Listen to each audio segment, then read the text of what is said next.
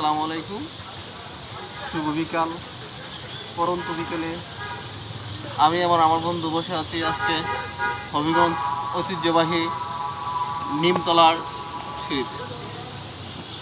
এখানে পাখির কলকলারিতে মুগ্ধ সবার প্রাণ, মুগ্ধ জনতা, মুগ্ধ হবিগঞ্জবাসী।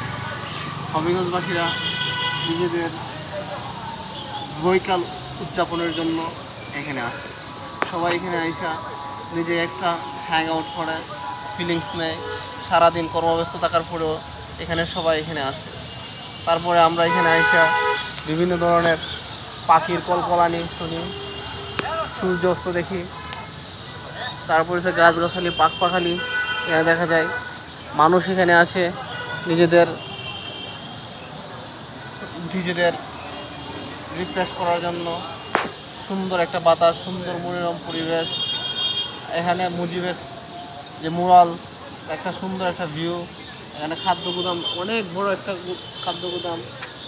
গুদামের মাঝে বন্যা দুর্গতদের জন্য খাদ্য সংরক্ষণ করা হচ্ছে। এটাও আমাদের একটা বড় পাওয়া, আমাদের সবচেয়ে বড় পাওয়া এখানে। আমরা একটা হবিগঞ্জবাসী, আমরা গর্ব করে বলতে পারি যে আমাদের এত সুন্দর সুন্দর ভিউ আছে। মানুষ তাদের ক্লান্তিকর কর্মব্যস্ত জীবন শেষে এখানে আইসা দুদণ্ড শান্তি পায়। তাই তো কবি বলেছে, ঠিক আছে। দুদণ্ড বনলতা সেনের কাছে সে দুদণ্ড শান্তি পেয়েছে। আমিও এখানে আইসা আমার বনলতা সেন গাছগুলা দেখে আমি দুদণ্ড শান্তি পাই।